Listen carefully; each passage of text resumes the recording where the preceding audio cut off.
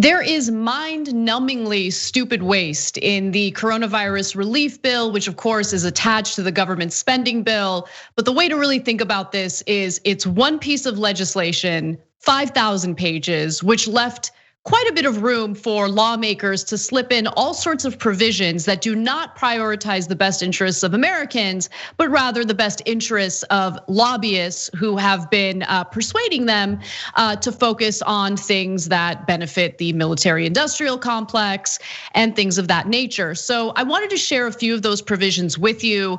This is, by all means, it's not a complete comprehensive list of all the issues with this bill, but I do want to just point some highlights that came across, as I was reading about it. So one of the things that stood out was $33 million toward so-called economic policy toward Venezuela. Now it's being referred to as the Economic Support Fund. Let me give you the exact wording from the bill where it says, Venezuela. Of the funds appropriated by this act under the heading Economic Support Fund, not less than $33 million shall be made available for democracy programs in Venezuela, a country that we have attempted to orchestrate coups in several times in recent years, and luckily failed in doing. But it seems like, no, we need to spend some additional taxpayer money on meddling in the internal affairs of Venezuela and its government. It's absolutely shameful, especially when you consider that there's been no hazard pay in this bill for frontline medical workers or frontline workers, period. The direct checks to Americans is far less than what they received under the CARES Act. Instead of $1,200, it's only $600. The unemployment benefits are only $300 per week for 11 weeks as a result, or as opposed to $600 per week, which we received under the CARES Act.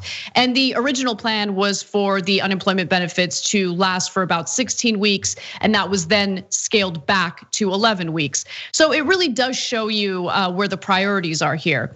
By the way, there's more than $19 billion set aside for the military to buy more weapons. Didn't Congress just pass military spending? So why is there another $19 billion added on in government spending in this particular bill? It makes no sense. It's known in the bill, this is the wording that I want to share with you. The money is being allocated for construction, procurement, production, modification, and modernization of aircraft equipment, including ordnance, spare parts, and accessories, therefore, specialized equipment, expansion of public and private plants, including the land necessary, therefore, and such lands, and interest therein may be acquired, and construction prosecuted thereon prior to approval of title. So if you just keep reading, essentially what this is going to be used for is more machinery for the military, which again makes no sense to me, especially when you consider the fact that the Congress just passed the latest round of military spending, and every time they increase the budget for the military. There was also $500 million allocated for Israel's missile defense system.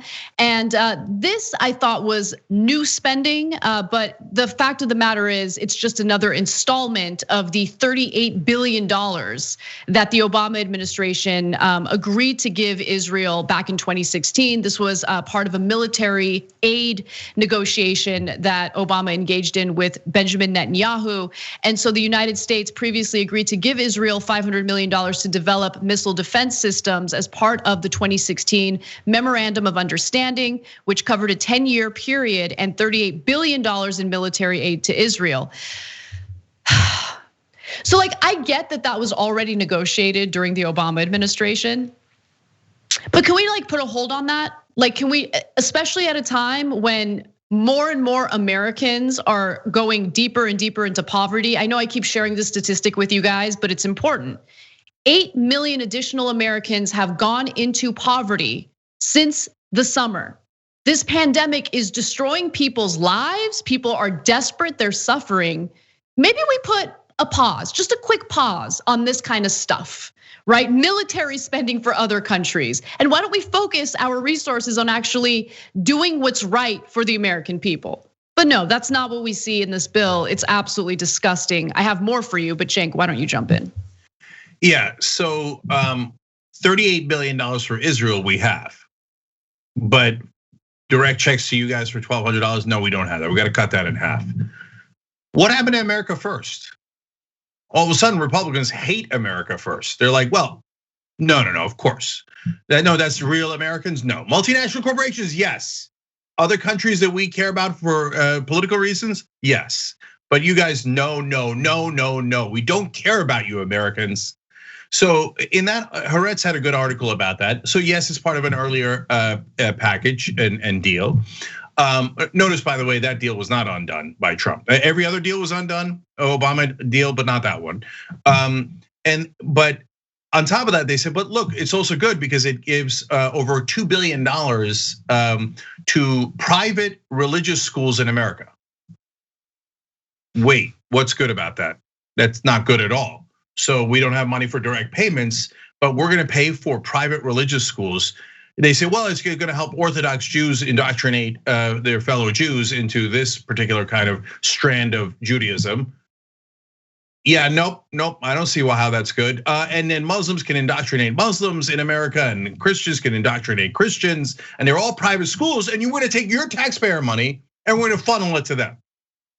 Where's the upside? The only good news out of that whole part of the bill is at least they allocated some money to protecting synagogues and other religious institutions and buildings, because anti-Semitism is massively on the rise in America. And so those things need to be protected. How many synagogues need to get attacked before we go and spend money protecting them? So that part of the bill I love. Anyway, so overall, back to the weapons and the submarines and all the different things that we're buying instead of healthcare. Look, Eisenhower, a Republican president, said this: every dollar we spend on missiles and ships is a dollar taken out of the mouths of your kids, out of their health, out of their education, out of their well-being, and literally the food on their table. And every day, our corporate Republicans and corporate Democrats make a deal to funnel more money to their corporate donors and say, when it comes to you, just now we ran out of money. What a shame how that turned out. When finally it came to the voters, we're all out of money. Sorry. Yeah, no, I mean, and there are so many absurd elements of this bill, right? I mean, we've talked about the $1.4 billion that's been allocated for Trump's border wall. Why? Why are we doing that? Why are we doing that right now? I mean, Trump is a lame duck president. Why are they even including the funding for this nonsense wall, which has been a complete and utter failure? As Li Fang tweeted about, if you own a racehorse, the coronavirus stimulus legislation has a tax break for you. And that's in addition to the double dip taxes in regard to the PPP money that some businesses are taking. That money could end up being forgiven loans for businesses.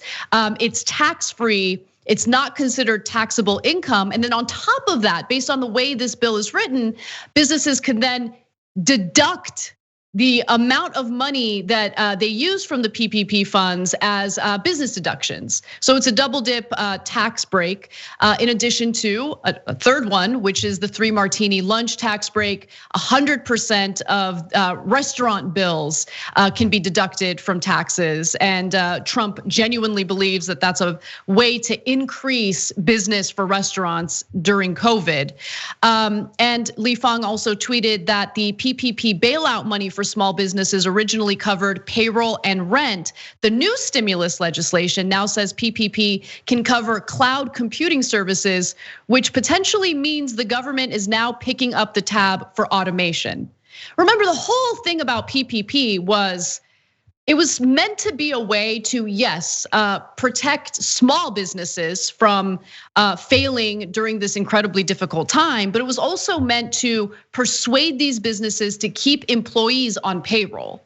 So algorithms and robots, automation, not really interested in protecting that. Definitely interested in protecting the livelihoods of actual living, breathing humans. That's what this was supposed to be about. But this is why it was such an issue. And AOC, pointed this out several times yesterday when the bill was. It was clear the bill was 5,000 pages, and Congress had access to it about 2 hours before they needed to vote on it. Come on. So is every member of Congress, is any member of Congress really gonna know what's in this bill? Of course not. Now it did pass in the House, it did pass in the Senate. Now we're waiting for Trump to sign it. Yeah, so I remember when they did not have enough time, in their opinion, to look at the final version of Obamacare after a year of looking at all the details.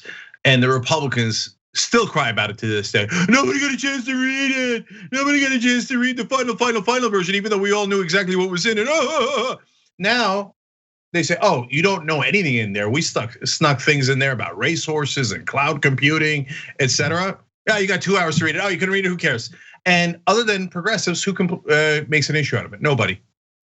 All of a sudden, Republicans, where's the 2 hours? Nothing. Well, there were, to be fair, there were Republicans who actually ended up voting against the legislation. And a few of them did speak out about how they didn't have enough time to read it. Believe it or not, Senator Ted Cruz was livid about the fact that they only had about 2 hours to read the actual language in the bill before voting on it. So credit where credit is due, although obviously I have deep issues with Senator Cruz, but he's right on this. No, Anna, I love that you brought that up. We have a perspective, but we care deeply about facts. So if Ted Cruz is registering a complaint that this is thrust upon them in a way that they cannot read it, thank you. That is a principled position. I might not agree with any of your other positions, but that is correct, and I'm thrilled to give you credit for it. I wish you were right more often. Okay, so that's number one. Number two, a part that you didn't mention in the bill is the Great Poupon tax relief. So when the two limos pull up to one another and they ask for Great Poupon, you got to make sure that you can't tax the Great Poupon. I mean, if you're doing like French mustard, that's fine, but we're gonna tax that, but not the Poupon. Okay, so that's not actually in the bill, but would you be surprised at this point if it was? But seriously, last thing, guys, and this one's real. Racehorses, special tax break for the incredibly wealthy people that own racehorses. Okay, now let's guess Cenk. where they're holding a derby where there's tons and tons of racehorses and racehorse owners. Oh, right, Kentucky. Where's Mitch McConnell from? Kentucky. What a coincidence. He didn't have money for your direct checks. He didn't have money for your health care, but he had money for his donors' racehorses. He had money for the Peaky Blinders. Yeah, yes, nice Peaky Blinders reference. Beats my 1980s Great Poupon commercial reference. Okay, but at least we now, they could take this bill and the horse's ass it rode in on and shove it. Thanks for watching The Young Turks, really appreciate it. Another way to show support is through YouTube memberships. You'll get to interact with us more. There's live chat emojis, badges. You've got emojis of me, Anna, John, JR. So those are super fun. But you also get playback of our exclusive member-only shows and specials right after they air. So all of that, all you gotta do is click that join button right underneath the video. Thank you.